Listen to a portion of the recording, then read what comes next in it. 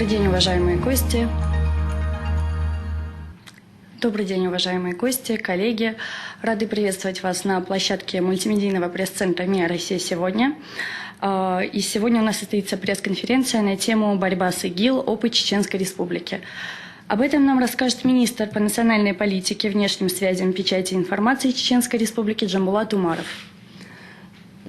Джамбулат Вахидович, спасибо, что нашли время приехать к нам. И для начала хотелось бы услышать о том, как Чеченская Республика справлялась с волной терроризма. Вот расскажите, пожалуйста, об опыте Чечни. Вы знаете, прежде чем я начну рассказывать непосредственно, перейду к опыту Чеченской Республики в борьбе с этим злом, я буквально пару слов скажу о предыстории. В принципе, все началось далеко не сейчас.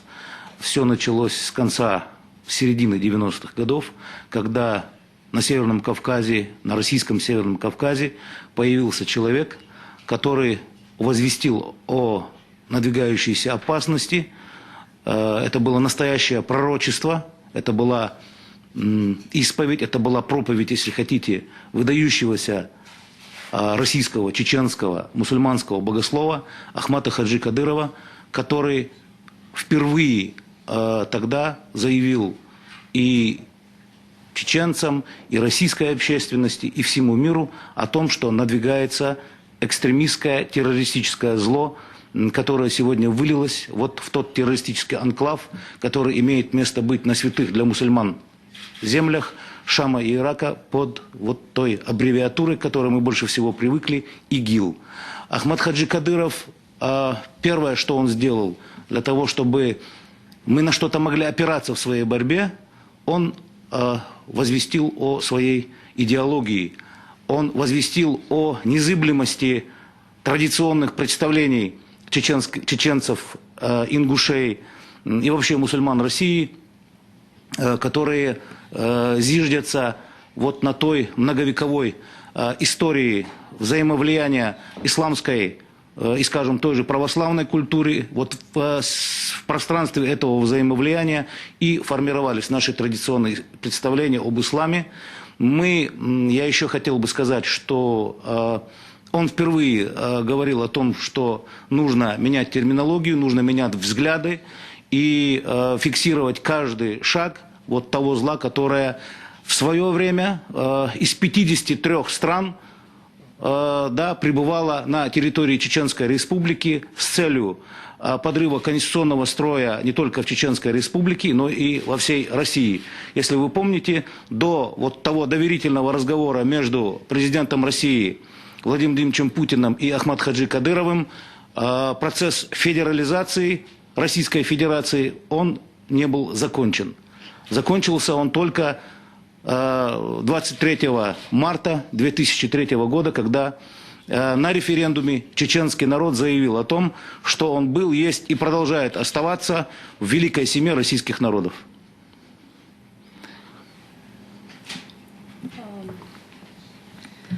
Вот, опираясь на последние события, скажем так, глава Чеченской Республики Рамзан Кадыров одним из первых поддержал курс президента России Владимира Путина и даже заявил, что при необходимости он готов отправить в Сирию пехоту.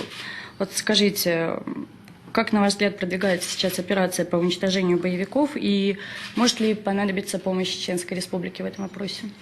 Значит, по поводу позиции главы Чеченской Республики, в принципе, то, зачем я здесь нахожусь, я нахожусь от его имени и по его поручению для того, чтобы вот те белые пятна, которые у нас есть еще в медийном пространстве, как российских, так и иностранных СМИ, о позиции главы Чеченской Республики в отношении действий Российской Федерации, скажем, вот на Ближнем Востоке, в Сирии в частности. Без всяких сомнений, я хочу, чтобы все знали и запомнили это, Рамзан Ахматович Кадыров, генерал российской армии, глава Чеченской Республики, национальный и духовный лидер народов Чеченской Республики, повторяю, народов, потому что его национальным лидером считают не только чеченцы, но и, как минимум, русские и представители других народов, проживающих на нашей территории, на территории нашего субъекта. Я хочу сказать, что здесь двух мнений быть не может. Он уже сказал, что он лично является пехотинцем Путина, а если Рамзан Кадыров пехотинец Путина, значит мы тоже в этой армии, пусть и рядовые, но тоже пехотинцы, которые готовы ответить на любые вызовы и выполнить любой приказ Верховного Главнокомандующего Российской Федерации Владимира Путина. Об этом было заявлено не раз. Последний раз он об этом сказал на смотре, когда к нам был приглашен один из борцов с международным терроризмом генерал Дустум. И при нем было сказано, что вот эти ребята, которых вы видите, они ждут приказа Путина. Если такой приказ поступит в любой точке нашей планеты, мы его выполним молниеносно и без всяких раздумий.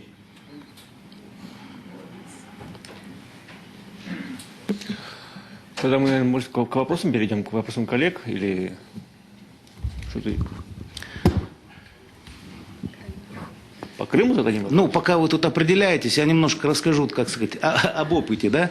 Знаете, я уже как бы о такой идеологической составляющей говорил. То, на что мы опираемся, лично я не являюсь сторонником, скажем, такой терминологии, как традиционный ислам, нетрадиционный ислам. Ислам, он либо есть, либо его нет. Мы с вами прекрасно понимаем, что исламская религия призывала только к миру, исламская религия призывала к тому, чтобы даже есть соответствующие аяты из Корана, где четко и ясно говорится, что народы и племена сотворены, созданы на этой земле только для того, чтобы взаимовлияя, они обогащали друг друга, познавали друг друга и так далее. То есть благодаря таким аятам и было предопределено начало такого феноменального явления, которое оставило громадный след в исторической науке, вообще в истории культуры, как исламская цивилизация, исламский мир, который до сих пор в основном у нас позиционировался и транслировался как религия созидания, как такой цивилизационный феномен, который играл только позитивную роль в развитии вообще человеческой цивилизации, какой вклад внесла исламская наука, которая во многом даже европейцев, вспомните историю, да, научила тому, чем они сегодня хвастаются в основном, да. Поэтому есть что повспоминать и о том, откуда Европа знает о Платоне, и о том, откуда, так сказать, знает о многих других античных философов. Пусть вспомнит историю мавров, пусть вспомнит Андалузию и так далее. Поэтому я считаю, что все эти замечательные моменты взаимовлияния наших культур нарочито и достаточно неприкрыто умалчиваются, потому что сейчас в той геополитической игре, которую предлагают нам Соединенные Штаты Америки, это для них негативные моменты. И преодолевая вызовы, скажем, информационно-террористические атаки наших идеологических противников, мы должны как раз с вами апеллировать такими фактами. Потом мы всегда призываем к тому, чтобы не путали взаимоотношения, когда говорят о взаимоотношениях исламского мира и христианского, этих двух миров, да, не путайте, пожалуйста, взаимоотношения исламского мира и православия, и исламского мира, скажем, с католицизмом или протестанством. Здесь тоже есть определенная разница, да, которая должна быть известна особенно представителям масс-медиа. История крестовых походов – это одна история. А история взаимовлияния традиций подвижничества в суфийском исламе и подвижничества русской православной церкви – это совершенно другая история. Это история, которая создала великое государство, нашу родину, Российскую Федерацию, и которой суждено будет впредь на основе этих традиций, традиций взаимовлияния, цементирования наших культур, взаимного знакомства этих культур между собой, этносов между собой, именно на этой почве мы с вами, я в это глубоко верю, создадим великое российское государство, великую мощную державу, которая сегодня делает первые свои шаги в том числе реализовывая свои внешнеполитические интересы на территории Сирии, на Ближнем Востоке, заявляя о себе как самостоятельная суверенная держава. Созрели вопросы? Да, у меня, по крайней мере, есть. Джамбул Вахидович, давайте я когда... Сейчас посмотрим. А скажи, пожалуйста, Джамбул Вахидович, не кажется ли вам, что наши коллеги, в принципе, ваши коллеги тоже, и наши вообще коллеги, слишком часто на своих ресурсах дают слово так называемым исламоведам, которые не знают ни арабского, ни Востока. А проще, конечно, какому-то исламоведу позвонить и дать его точку зрения, довольно субъективную, довольно никакую, не авторитетную, как за какой-то вот такой громадный пласт работы. У нас таких исламоедов, извините меня, развелось дикое количество. Люди, которые не знают ни арабского, ни Корана, ни одну даже суру, считают себя исламоведами. И которых мы видим по телевизору, которых мы читаем по сайтам. Они даже знают, какое количество террористов скрывается в Чеченской Республике, в Татарстане. Вот как к ним относиться, к таким вот дешевым исламоедам? Ну, к ним не нужно никак относиться, их просто нужно вовремя распознавать. Нашим, скажем, медийным акторам нужно все-таки глубже пытаться понимать, с кем они имеют дело, кто дает те или иные экспертные оценки, кто... Вот, кстати, не надо далеко ходить за примером, я являюсь ярым противником вот того словосочетания, которое мы очень часто используем, к сожалению, исламское государство. Посмотрите, какая опасность вот за этим, за всем стоит. Если мы, умма пророка Мухаммада, саллаллаху алейхи ва алейхи вассалям, я арабский знаю, вот присутствующий здесь Олег Иванович Фомин принимал очень активное участие в том, чтобы я учился в Северной Африке, в Тунисе в частности. Спасибо вам за это. Да, и я считаю, что надо над этими терминами все-таки работать. Если мы говорим об исламском государстве и о войне против исламского государства, надо все-таки как минимум задуматься, не задеваем ли мы каких-либо интересов самих мусульман. Ведь есть такое понятие, как акида, да, это вероучение, это какая-то убежденность. И если мы воюем против исламского государства, значит, на это многие могут расценить как войну вообще против мусульман. Поэтому мы, например, в Чеченской Республике, это я уже непосредственно перехожу к опыту ведения нашей информационной войны в Чеченской Республике, которую нам попунктно определил Рамзан Ахматович Кадыров, мы отказались от термина «исламское государство». Мы применяем термин доходчивый, символичный, мы применяем словосочетание «и близкое государство». И говоря «и близкое государство», мы автоматически, так сказать, здесь рассматриваем несколько векторов нашей с вами информационной политики. Во-первых, мы считаем, что логовом Иблиса является одна из могущественных заокеанских стран, мы ее все знаем, да, и вот слуга Иблиса сегодня вот организовал свое логово, я повторяю, вот в так называемом суннитском треугольнике на Ближнем Востоке. Поэтому то, что Российская Федерация выступила как защитница прав истинных мусульман на свою государственность, вот, мусульмане сами разберутся, в каких условиях им жить, он просто подтвердил позицию, которую недавно высказал во время, выступая перед мусульманами, во время открытия соборной мечети в Москве. И до этого он говорил, особенно нам как бы запомнились его слова после избрания парламента Чеченской Республики. Он сразу же приехал к нам и объявил, что Россия является союзником исламского мира. И прямо, и косвенно во всех своих выступлениях Владимир Владимирович четко дает понять, что Россия также, как и православная, является и мусульманской страной. Россия – это та страна, в которой абсолютно равноправно действуют, так сказать, все религии, и монотеистические, вот, и, так сказать, атеистам у нас тоже есть место.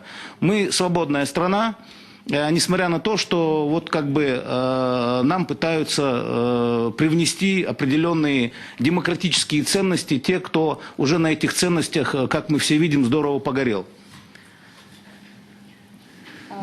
Если позволите, у меня конечно. вопрос. Возвращаясь к заявлениям главы Чеченской Республики, вот также не так давно он заявил о том, что благодаря разъяснительной работе с молодежью в Сирии из чеченцев меньше всего молодых людей.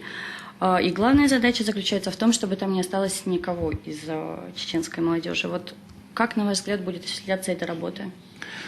Вы знаете, мне сложно сказать, как будет перениматься наш опыт, потому что мы не можем людей заставить этот опыт перенимать, но то, почему глава Чеченской Республики Рамзан Кадыров говорит о том, что вот участие чеченцев, которые сегодня проживают на территории, молодых чеченцев, проживающих на территории Чеченской Республики, там минимально, это в связи с целым рядом условий. Во-первых, у нас есть идеология. Наша идеология основана на священном Коране, на сунне пророка Мухаммада, саллаллаху алейхи вассаляма, и одновременно она основана на защите интересов Российской Федерации, значит, на территории, которой находится, живет, исторически пребывал наш народ. И как бы вот эти два начала, они и позволяют нам достаточно сносным и понятным языком говорить с молодежью с точки зрения существующих идеологических позиций, какого-то идеологического фундамента. Когда мы говорим об идеологическом фундаменте, то обязательно должны иметь в виду какую-то личность, какого-то лидера, причем харизматичного. Найдите мне другого, более харизматичного лидера, чем в свое время был Ахмад Хаджи Кадыров или ныне глава Чеченской Республики Рамзан Ахматович Кадыров. Вы их не найдете. Кстати, коллеги, вот мне пришло последнее уже сообщение, хочу вас поздравить с тем, что благодаря дипломатической активности главы Чеченской Республики Рамзана Ахматовича Кадырова процесс освобождения наших моряков с судна под названием «Механик Чеботарев» достигла своей конечной фазы, и я всех вас с этим поздравляю. Наши граждане освобождены благодаря деятельности Рамзана Ахматовича Кадырова и его помощников, его команды. И ни для кого, я думаю, не секрет, все мы за Инстаграмом следим. Да, у нас в гостях уже, так сказать, руководство нынешней Ливии находится и уже ведутся переговоры. И самое интересное, это то, что мы же знаем о процессах, которые там происходили, о свержении Муаммара Каддафи и так далее. Казалось бы, проамериканский, может быть, где-то проевропейски настроенное правительство уже делает определенные реверансы в сторону Российской Федерации. И не только они, и это говорит о чем? Это говорит о том, что на Ближний Восток вернулся настоящий искренний друг арабского мира. Вернулась Россия. С чем вас поздравляю. Спасибо большое, Джамгул Вахидович. У нас была просьба от коллег. Слушаем вас. Дайте микрофон. У вас была просьба. Он не озвучил. А вы озвучили. Отлично. А вот со скромной девушкой в первом ряду начнем. Не забываем представляться, пожалуйста. Да, Елена Лонга, канал «День». У меня к вам такой вопрос. В своих выступлениях вы не раз говорили, что большое влияние оказывает на мусульманскую молодежь России выступления радикальных шейхов в интернете, которые призывают к джихаду. Однако в интернете сложно найти выступления российских духовных лидеров мусульман, которые выступали бы с контрпропагандой. И мне интересно, какие шаги предпринимает ваше министерство по борьбе с этой разрушительной пропагандой, и планируете ли вы контрпропаганду в интернете, которая разъясняла ошибочность участия в войне в рядах ИГИЛ? Знаете, нам для этого не нужна ни пропаганда, ни контрпропаганда. Великие священные исламские ценности, они пропагандируют себя лучше и гораздо эффективнее, чем мы бы там прикладывали бы особые к этому усилия.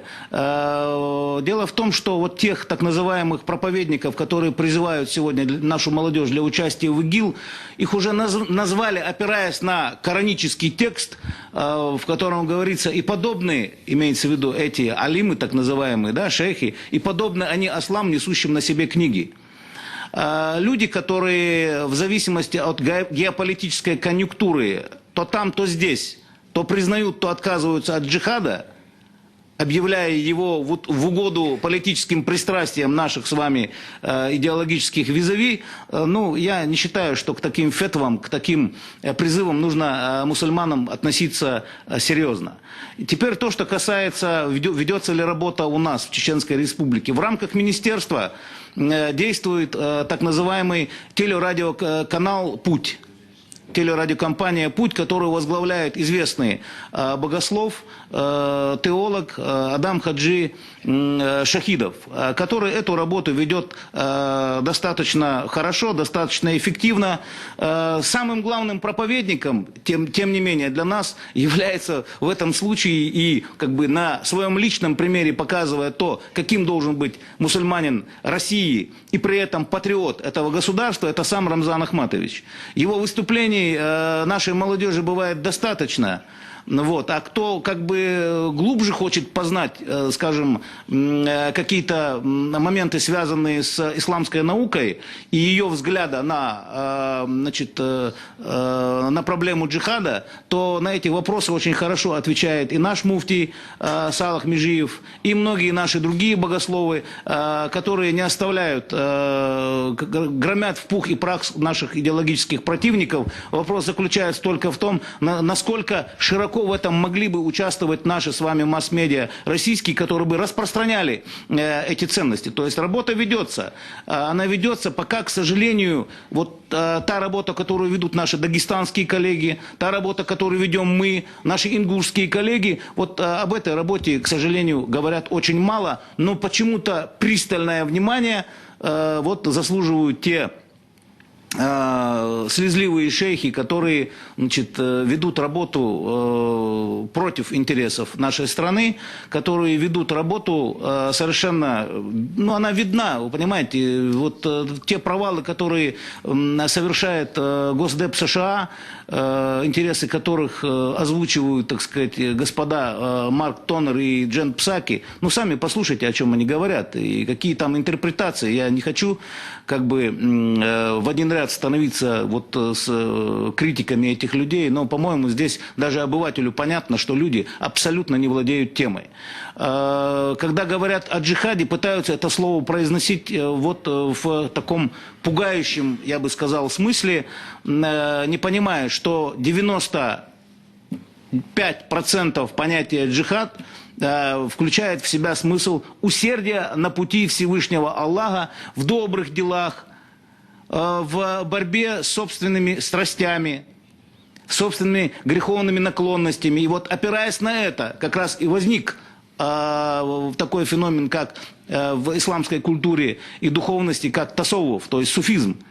И нам говорят, что если мы совершили намаз и после этого 100 раз произнесли «Ля иляха илляллах», как учили нас наши шейхи, значит, тут же на нас пытаются, так сказать, повесить клеймо кафиров, мушриков, то есть неверных и язычников. Но это уже испробованный прием. В принципе, знаете, на заре почти каждого столетия, после того, как заявил о себе Мухаммад ибн Абдуль-Ваххаб в начале 18 века, в принципе, вот такой, в кавычках, очистительный, так сказать, процесс, он имел место, ну, помните, джадидизм, да, в начале 20 века там, и так далее. Поэтому вот этот вот так называемый, в кавычках я произнесу это слово, исламский постмодерн, да, которые пытаются сегодня, так сказать, вот эту программу, этот проект Соединенные Штаты реализовать через своих сателлитов, которых они подготовили в Гуантанамо и в Лэнгли, я уже как бы не скрываю этих вещей, да, то, ну, главное нам сейчас проявить решительность, главное нам не поворачивать с вот того пути, по которому мы идем, побольше прислушиваться к людям, которые с этим злом столкнулись нос к носу, как говорится, кость в кость, а это именно чеченский народ. А это именно вот совершенно уникальный опыт имеет сам Рамзан Ахматович, который воевал с этим терроризмом, с оружием в руках, каждый день рискуя своей жизнью, теряя на этом пути товарища, он недавно назвал цифру 2087.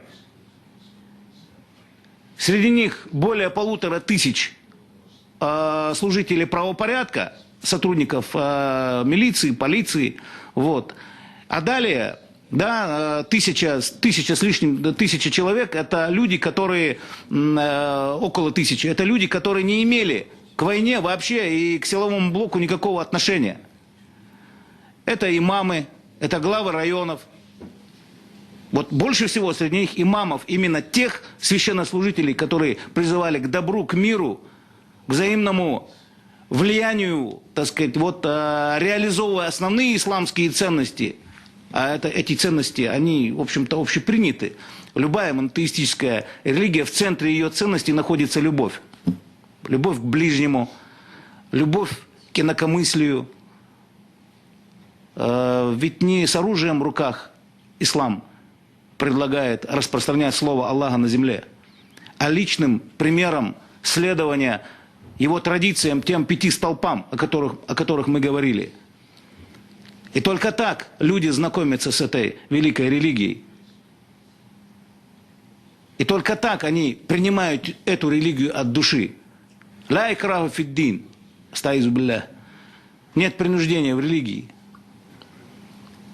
И никогда никто к религии не принуждал. Ислам только защищал себя, если мы говорим о применении каких-то силовых методов. И для этого есть положение шурутуль джихад, да, условия ведения джихада. И никто не говорит нападать на христианские города. Никто не говорит, ну, в первую очередь, вы же посмотрите, как бы, здесь это же, как бы, процесс такой, в основном, внутри исламский, да, как бы, то есть, вот что-то там мусульмане между собой не поделили. Где-то шииты, где-то сунниты, потом шииты, там, у них свои есть группировки, у суннитов там суфии, здесь салафиты. Вы знаете, мало кто пытается в этих вопросах разбираться. Но раз уж такая проблема возникла, то будьте добры, друзья мои, постарайтесь все-таки в этой проблеме разбираться, что каждая ошибка в этой сфере нам может очень дорого обойтись. А каждый правильный шаг лишний раз сбережет наши города, наши метро, наши поезда, наши улицы, вот уже к какой я риторике перехожу, от взрывов.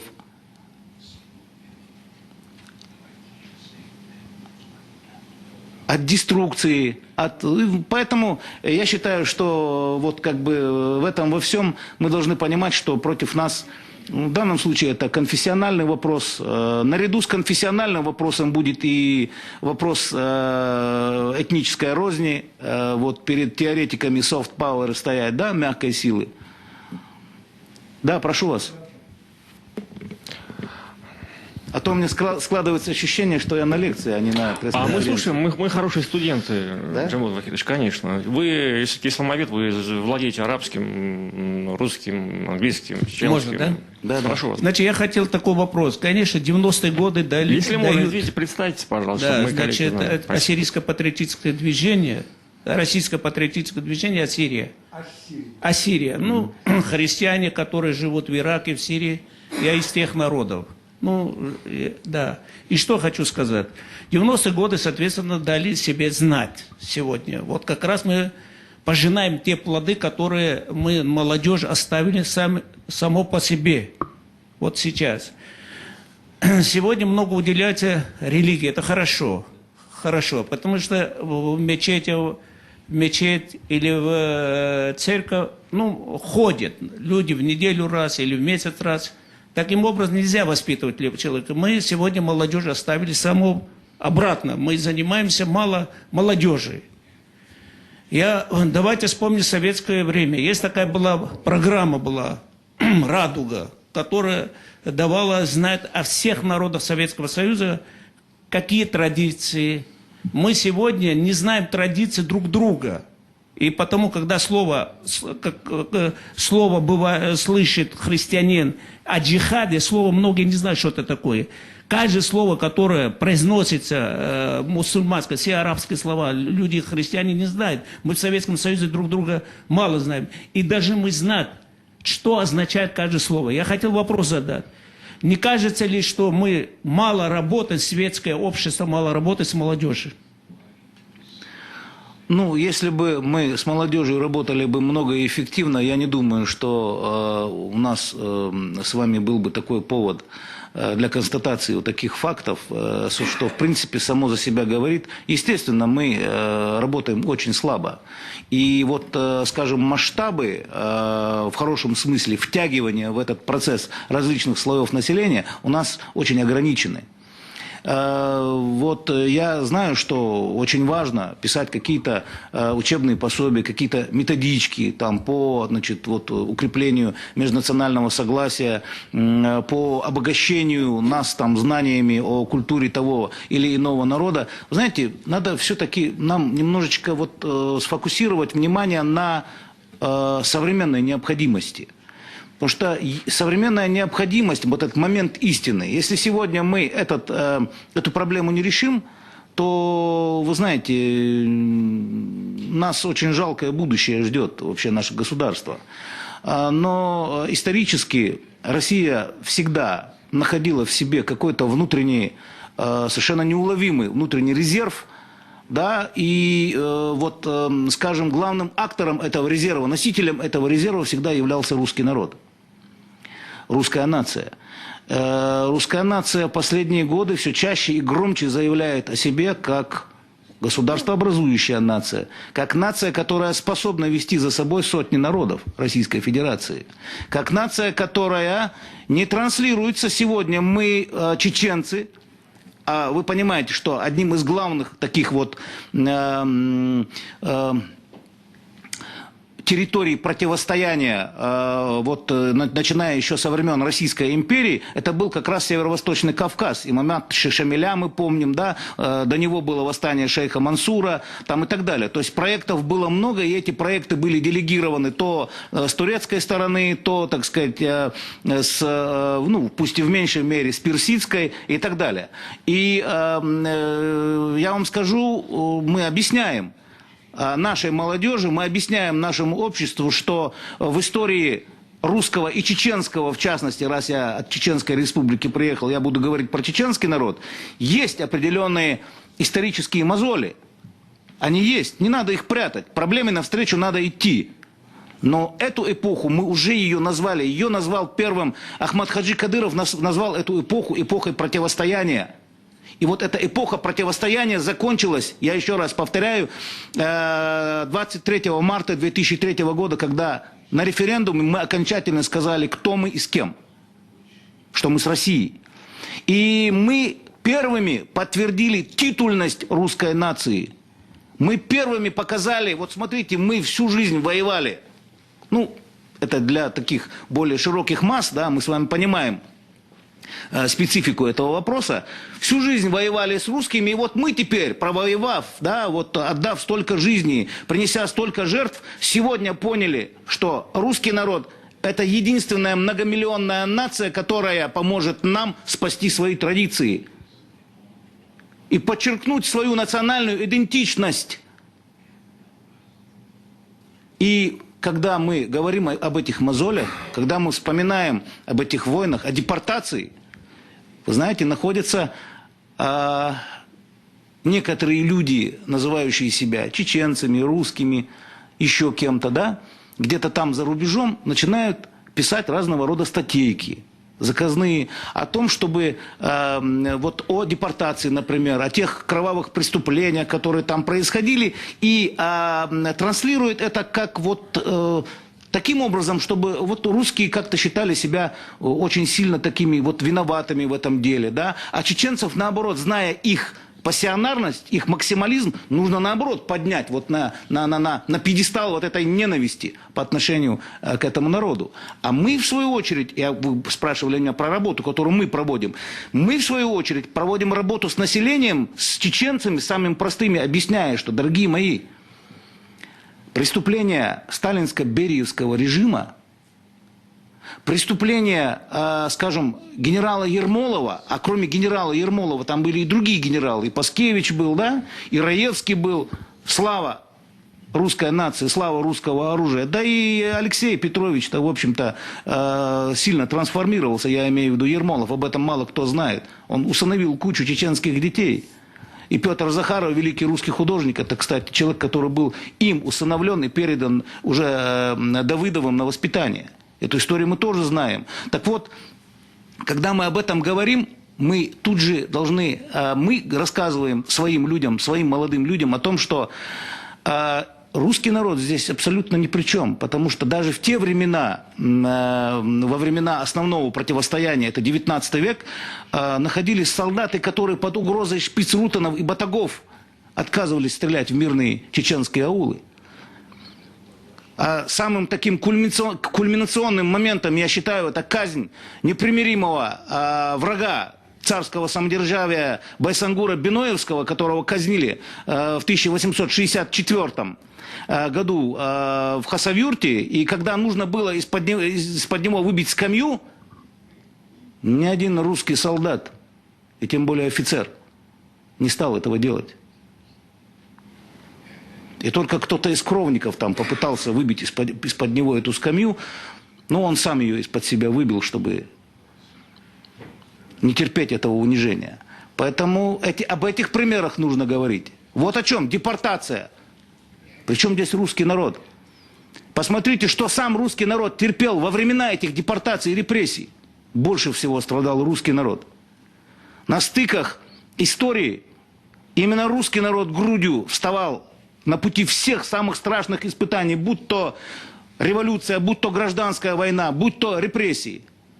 Вот это мы должны объяснять. Поэтому несравнимо большие жертвы всегда приносил именно русский народ. И именно за русским народом мы сегодня видим реальную перспективу того, что мы придем действительно вот, к тому, что будем жить в мощном, сильном государстве. Тем более, что русский народ имеет такую прекрасную традицию, историческую традицию создавать и укреплять собственное государство, независимое от других. Мы, пожалуй, перейдем к следующим вопросам. Вот девушка, у нее уже микрофон. Представьтесь, пожалуйста. Издание «Ковполит», Рената Шабанова. Вот недавно муфти Равиль Гайнудин приезжал в Чечню, и он встречался с Рамзаном Ахматовичем Кадыровым, и Рамзан Ахматович поднял такой вопрос о том, что мечетей в России вообще в целом и в столице в частности не хватает. Вот. А сегодня вышла такая новость, по-моему, на Интерфаксе, что вот Сергей Собянин заявил о том, что мечетей в Москве достаточно, и что строительство в ближайшее время там или не предвидится. Вот, и возвращаясь к вопросу о пропаганде, да, контрпропаганде идеологии ИГИЛ, вот, мечети можно рассматривать как, в первую очередь можно рассматривать как вот, именно мечети борются с этой идеологией ИГИЛ. Вот в связи с этим, вот какое у вас лично мнение по этому поводу? Знаете что, я вам скажу. Давайте мы все-таки такие вопросы не будем их относить вот к плоскости того, зачем мы здесь с вами собрались, к какой-то идеологической плоскости. Я не думаю, что Собянин против мечетей. Да, здесь, наверное, все-таки надо это рассматривать в контексте каких-то технических причин все-таки, да, что, может быть, действительно мечетей достаточно, может быть, нет. Я думаю, что если мусульмане столицы выйдут с предложением, с таким обосновывающим актуальность строительства мечети, я думаю, эта мечеть будет построена, тем более, что мы ее, скажем, руками Рамзана Ахматовича Кадырова строим не только на территории Российской Федерации, но мы даже в 15 километрах от Иерусалима ее построили в городе Абу-Гош. И вот эта наша с вами мусульманская мечеть, построенная россиянами, вот она недалеко от Иерусалима в Абу-Гоше стоит.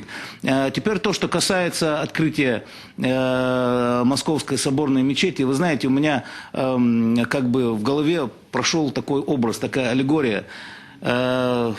Московские мусульмане, и огромное им спасибо, спонсоры, которые стояли за вот этой мечетью, они подарили этой мечети стены.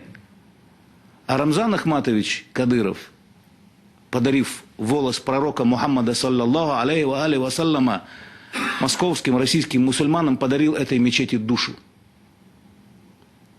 И я думаю, вот это главное, о чем мы с вами должны были говорить, потому что это не просто месседж, Это еще одно подтверждение того, что основным средоточием исламских ценностей, традиционных исламских ценностей, которые формировались веками, сегодня этот центр находится в Российской Федерации.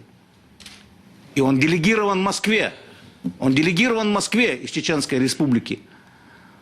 Поэтому все те, кто хотят там, значит, пошутить на тему того, что там вот Чечня центр мира там и так далее.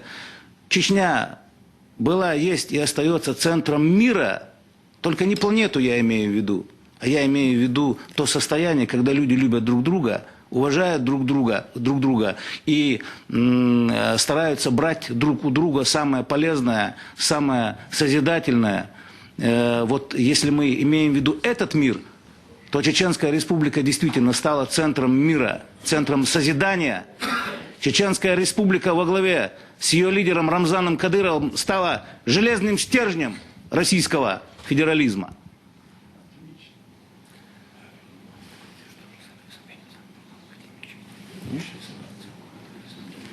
Да, вот, кстати, я забыл, да, мы как раз об этом говорили. Да, мэр города сам был на открытии, кстати, этой мечети, принимал активное участие и помогал, поэтому я считаю, что нет вопросов, которые бы ради мусульман не решил бы мэр города Москвы, очень уважаемый и контактный, я считаю, человек, патриот.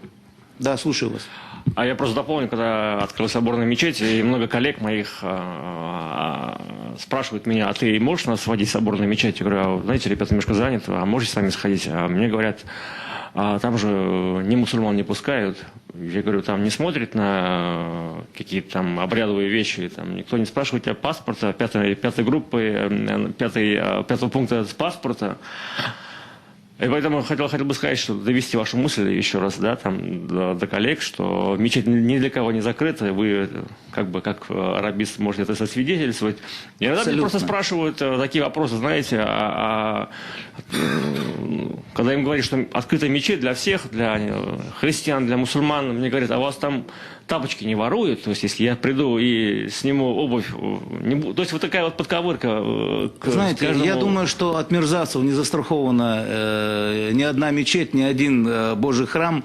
Вот. Об этом даже есть отдельные, так сказать, высказывания, отдельные работы и книги, о которых, я думаю, мы сегодня говорить не будем. Да? Ну, вор он, как говорится, что в мечети, что в Африке, что, так сказать, в церкви Покрова на Нерли, да? Он вор, мерзавец, он везде мерзавец. Поэтому я считаю, что вот эти вот какие-то вот мелкие моменты, их можно было бы, так сказать, грамотно нивелировать, потому что нужно говорить сейчас о более важном, нужно говорить о более святом, о более глубоком, нужно говорить о том, мы останемся вообще страной на политической карте мира, или все-таки мы станем духовным и сырьевым придатком тех людей, которые разрабатывают планы нашего с вами будущего на той стороне речки Потомак.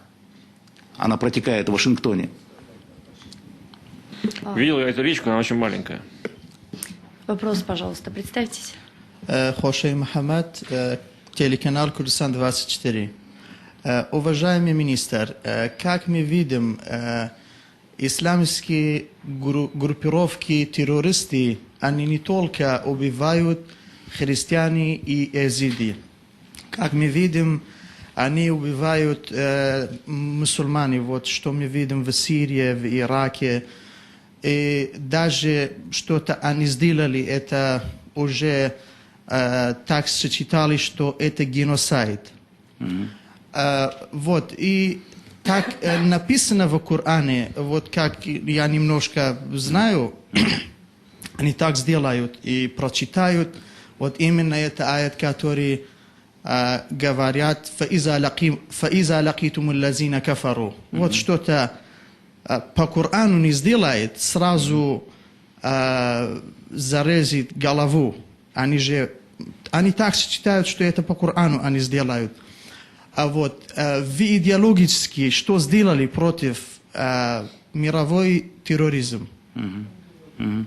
Ну, мы немного коснулись этой темы. Единственное, что я хотел бы, отвечая на ваш вопрос, немножечко сделать дополнение. То, что касается аятов Корана, то я не буду глубоко вдаваться в эту тему, потому что, я думаю, будет достаточно 3 аргументов, которыми они пользуются. Это «Астаизу биллах, ман лам яхкум бима анзалаллаху, фа улайка хумуль кафирун» в одном случае, «залимун» во втором случае и «фасикун» в третьем. Но они предпочли такфир, они предпочли кафирун. Значит, тот, кто не судит по законам Аллаха, тот является неверным. Ну и раз он встал на путь конфронтации с этим аятом, значит, этот человек, либо он записывается в муртады, в отступники, а значит, а если он муртад, они тут же, пользуются хадисом пророка, саллаллаху алейхи в своей интерпретации о том, что их нужно убивать, где вы их найдете. И, естественно, вот этого им достаточно для того, чтобы обосновывать вот ту кровавую вакханалию, которую они сегодня там создали. Да? И это в умме, которая сегодня насчитывает около полутора миллиардов мусульман. Они считают, что только они правы.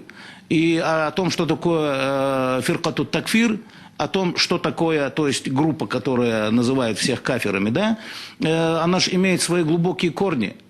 Вы вспомните, с какими словами эти хариджиты убивали, например, хулифа ар-Рашидин, праведных халифов.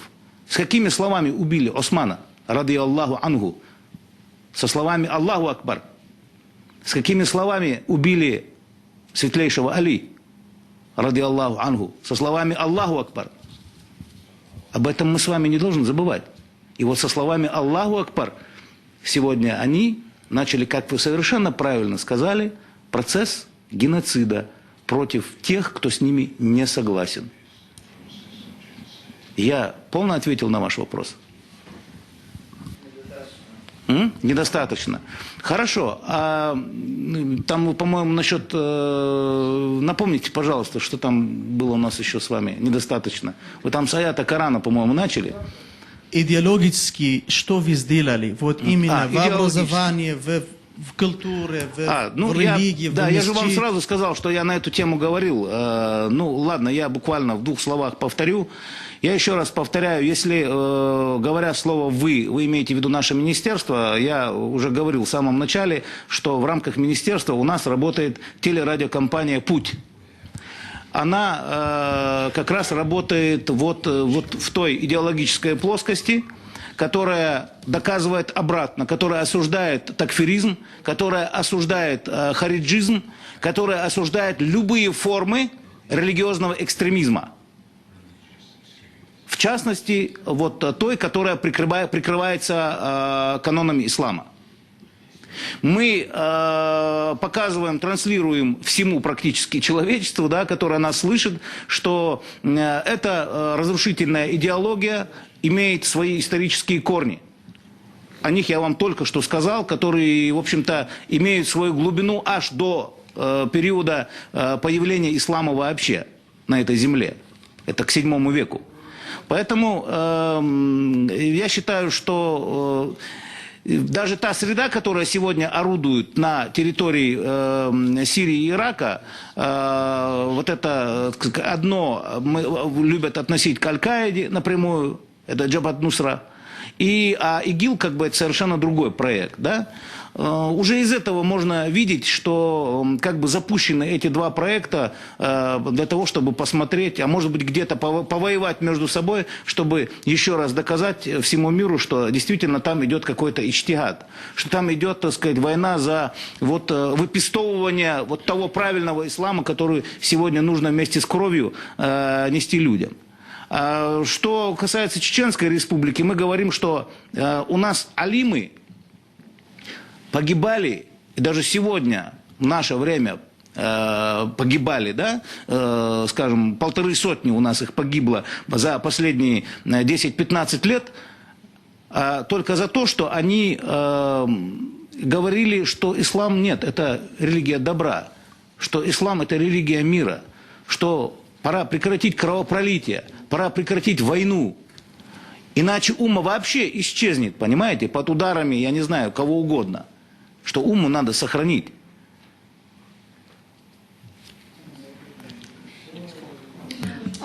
Представьтесь, пожалуйста. Да.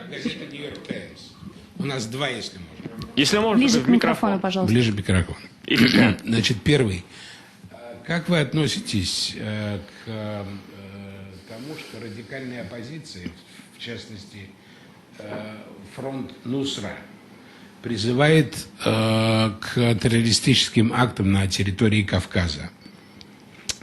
И второй вопрос относительно того, что определенные организации говорят о том, что Россия сейчас присоединяется к шиитам ради того, чтобы помочь, оказать помощь президенту Башару. Да, Асаду. Вы сформулировали, да, два вопроса? Значит, вы, пожалуйста, не обижайтесь, да, но это все в духе американского Госдепа, как бы сами вопросы, вот, да, которые в основном так и дышат, так сказать, некомпетентностью. Поэтому, во-первых, фронт Нусра – это уже как бы явление несколько устаревшее, там немножко ситуация изменилась. И то, что они угрожали создать, разжечь на российском Северном Кавказе пожар войны, и это уже сколько длится лет, я уже не знаю, да, и у нас и Эмираты, и вилаяты по этому поводу как бы делали заявления. Но результат мы все видим. Чеченская республика развивалась и продолжает динамично развиваться, несмотря ни на какие кризисы, несмотря на ушаты грязи, слухов, молвы и лжи, которую выливают на нашего лидера, на наш народ и на всю Россию в целом. Вот. Несмотря ни на что, мы продолжаем развиваться, мы продолжаем успешно бороться с терроризмом. Мы сегодня единственный регион на планете, который с этим злом справился раз и навсегда. А то, что там есть отдельные какие-то вылазки, значит, какие-то фейки, там что-то где-то в социальных сетях пишут, знаете, пусть пишут, не скучно будет. Поэтому та писанина, которая там ведется, она только сейчас будет направлена против них же самих, потому что мы, особенно в последнее время, имеем сотни аргументов для того, чтобы объяснить свою правоту и для того, чтобы транслировать себя как авангард борьбы с международным терроризмом. Поэтому, если у вас есть вопросы конкретно касательно нашего опыта борьбы, мы этим опытом поделиться можем. Джамал Вахидович, а почему Америка у нас который год говорит, что Кавказ, в том числе и Северный, остается зоной стратегических интересов Соединенных Штатов Америки?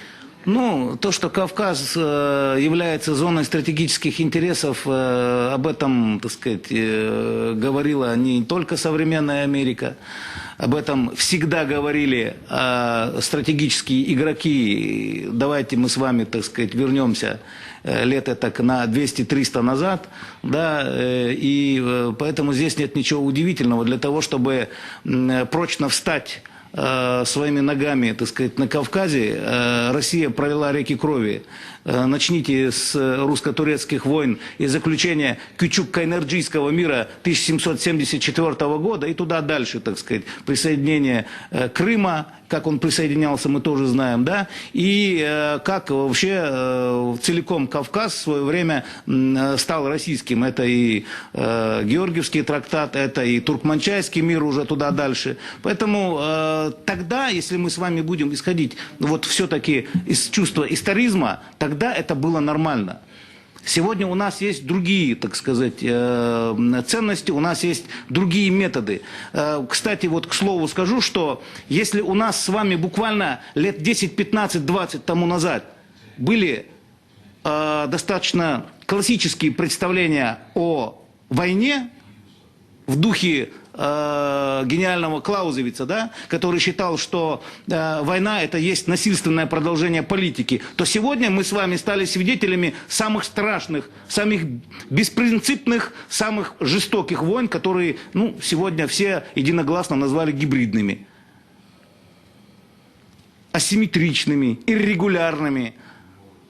Вот, поэтому здесь все методы хороши, и я не стесняюсь сегодня здесь заявить, что если у нашего противника, так сказать, нет чувства меры, если у нашего противника он гораздо, так сказать, пускаться во все тяжкие, ну, вы знаете, им надо чего-то постоянно придумывать. Нам ничего придумывать не надо. У нас великая история, у нас великий народ, у нас великая страна, у нас великие идеалы. Да, за 90-е годы безвремения, значит, мы очень многое потеряли, потому что все стремились соответствовать вот этому вот либеральному или так называемому демократическому, евроатлантическому, да, там, или североатлантическому дресс-коду. Россия стала другой, господа. Ее не устраивает такой дресс-код, ее не устраивает, так сказать, юриспруденция, при которой, значит, за малейшую провинность от того, что папа решил научить своего дитятю жизни, да, его просто-напросто взяли и отобрали, а папу посадили в тюрьму. Нет, мы пока с этим не согласны. Мы пока еще хотим воспитывать в своих традициях своих детей. Мы еще пока не согласны открыто проводить гей-парады на наших улицах. Я извиняюсь, да? Мы не согласны с тем, что на отца с матерью нужно смотреть с нигилистической точки зрения, да? Презрев все наши вековые традиции. Вот, кстати, впору было бы вернуться к некоторым моментам нашего с вами, я считаю, забытого домостроя. Я имею в виду